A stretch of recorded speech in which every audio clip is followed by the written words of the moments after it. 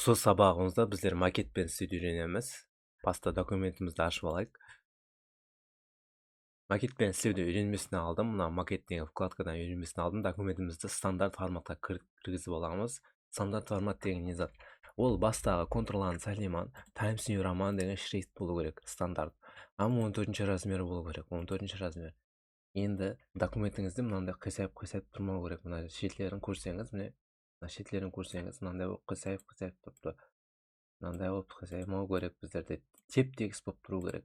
Оны Ctrl-N сәлеман мына жерге мынаны басамын. Абзац дегенде мынаны басамын. Қараң, өзгеріп жатырыпты. Осындай қылып өзгертіп қоюым керек. Енді 14-ші размер хаммесін істедім. Енді мына абзацлар аралығы деген зат бар. Мынандай зат үлкен аралық болмау керек. Ол удалить интервал дегенді басасыз. Сол жерде 1,5 болу керек. Удалить интервалды басқаннан кейін мына жерге 1,5 болып қою керексіз. Осындай алып қойдық. Енді мынау заголовок деген зат бар, белгіленіп тұрған, ол ортада тұру керек. Ортада сөйтіп бір enter басасыз. Мына жерде де мынау ортада тұрсын, һәм жоғарыдағы тексттен бір enter, мынадан бір enter қойып қоюыңыз керек. Осындай алып қойып шығамыз. Бір enter'дан қойдық. Енді ортада тұру керек. Енді бірінші қатарымыз 1,5 сантиметр шығып тұрсын. Қараңыз, бірінші қатар, мынау бірінші қатар делінеді. Әр абзацта сол 1,5 сантиметр бостық болсын. Мына Ctrl-A деген сәлеман, мына жерде вид дегенде линейка деген қосылып тұру керек сізде. Мынандай зат жағады.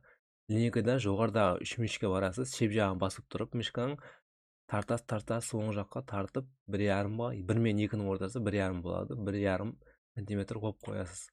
Осындай алып қойып қою керек.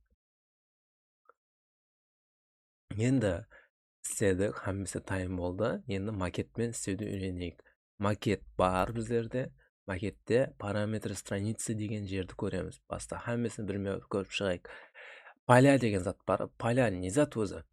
Мына жерде мына аралықты көріп тұрған болсаңыз, мына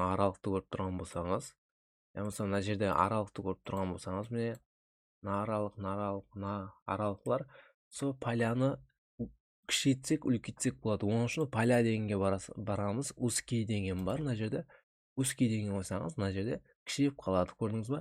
Мына жерде обычный деп тұрды. Біздерде обычный да тұрады көбінше. Средний деп тұрған болуы мүмкін. Әр түрлі форматта өзіңіз настройка алсаңыз болады. Мысалы, жоғарыдан 10 сантиметр деп қойсаңыз болады. Шеп жақтан 0 сантиметр. Әр түрлі заттар істеп қойсаңыз болады. Мысалы, 10 сантиметр, окей десем, мынандай болып шығады. Көрдіңіз ба? Енді соны біздер обычный деп тұрады көбінше. Енді екіншісін көрек, ориентация деген бар. Ориентация не болады? Біздерде мынандай болып тұрды. Қараң, ориентация альбомная десек, мынандай болып қалады. Көрдіңіз ба? Презентация істейтін болсаңыз, осындай алып ориентацияны альбомная қойып қойсаңыз болады. Яғни документті осындай қылып істеу керек болып қалса, осындай қылып альбомная деп істесеңіз болады. Мысалы, сертификат істегенде де осындай болады. Альбомная, книжная деп тұрсын. Енді мына жерде біздерде размер деген зат бар. Размер A4 деген форматта. Мысалы, A5 деген формат бар, осының ярмы болады.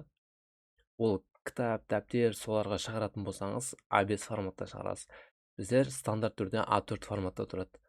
Бір уақытлары біреулерде letter деген форматта қалып қойған болады да, размері letter деген форматта. Сөйтіп letter деген формат, ондай парк көріп тұрған жоқ шығарсыз, не? Letter дегенде, letterді мынау A4-те қалып тұрыпты. Letterді форматта сөйтіп печат қылады. Печат қылған уақытта онымен қатесінен шығып тұрады да.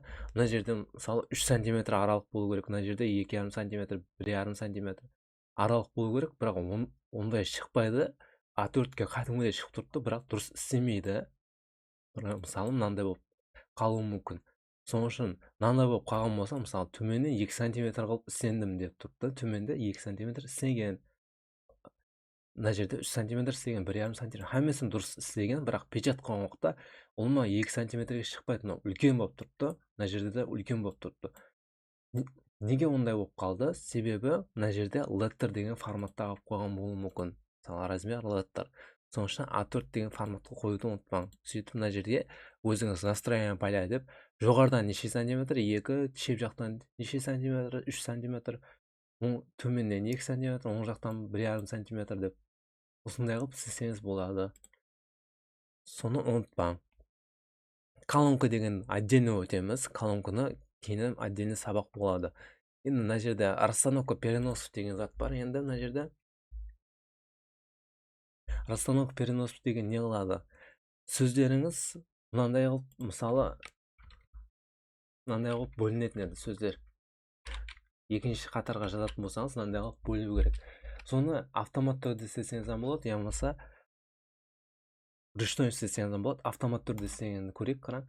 Енді қараң. Цицеро деген сөз мынандай қылып автомат түрде мынандай қылып перенос болып тұрыпты. Расстановка перенос осындай қылып істенеді. Мына жерде де вертатис деген бар, осындай қылып істенеді. Соны расстановка перенос деген ручной істесеңіз болады. Мынандай қылып нет дейсіз, сөйтіп ручнойды бірме-бір әрбір текстті бірме-бір істеп шықсаңыз болады. Расстановка перенос деген сондай зат. Енді өтетін жеріміз мына жерде разрывы деген бар. Разрывыды өтейік, һәм бет қосуды, бет өшіруді үйренеміз. Қараң, мына текстімді мына жерде таза беттен бастану керек. Таза беттен. Таза беттен бастану үшін не қылатын едім? Білмейтін адам мына жерге энтерді қояды, мынандай қойып таза бетке өткереді. Міне, энтерді қойды, таза бетке өткерді. Бұл ұлыма қате зат. Өйтіп таза бетке олай өткеруші болмаң. Себебі мына жерге бір зат жазсам, түсіп кетуі мүмкін. Мысалы, бір зат жазамын, бір зат жаздым, түсіп кетуі мүмкін. Мына текстім. Соң үшін энтерді жазбайсыз, энтерді баспайсыз. Һәм энтерден баса беру көп уақыт кетіп қалды. Энтерді баспайсыз, мына жерде қараң. Разрывы деген зат бар, страница деген жер бар. Страница. Таза бетке өткеріп жүрді. Көрдіңіз ба? Мына жерге барамын, алдына қойдым мышканы, жаны өшіп тұрыпты.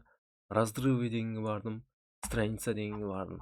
Осындай қылып, әр қайсысын таза бетке көшірді. Көрдіңіз ба? Таза бетке көшті. Енді таза бетке қате қойып алдым, мына бетке көшіру керек десеңіз, мына жерге алдына қоясыз да, мышканы алдына қойын. Backspace'ті басың, backspace баса берсеңіз, алдыңғы бетке өтеді. Мынanda барамын, backspace'ті басамын, былай. Міне, өтті. Бірақ кейіннен мынандай қылып туралап қоюды ұмытпаңыз. Мына жерде ортада тұру керек мына текстің. Мынада ортада тұру керек. Бір формат. Осындай қылып макеттен істейсіз. Енді мына жерден қою керек болса, сол қайдыңғы разрывты істей бересіз. Енді қараң. Мысалы, істедік, таза бет қосатын болсаңыз, енді разрывы деген баса страница дей берсеңіз, таза бет қосыла береді. Мысалы, вставка дегенге, пустая страница дегенге бассаңыз, таза бет қосыла береді. Мына жерге төменде қарасаңыз, неше бет деген көрініп тұрыпты.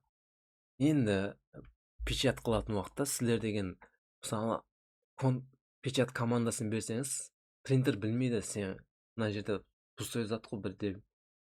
Сонда шығарып жіберіп береді, принтердің ішінен. Соның үшін сіздер осы пустой затлар шығармау үшін мына зат беттерді өшіп тастауыңыз керек. Мына бет болмау керек. Пустой бетіңіз. Құры қағаз кеткен болады. Соның үшін мынаны аласыз да, міне. Мына жерге мышканы қоясыз. Мышканы қойдым.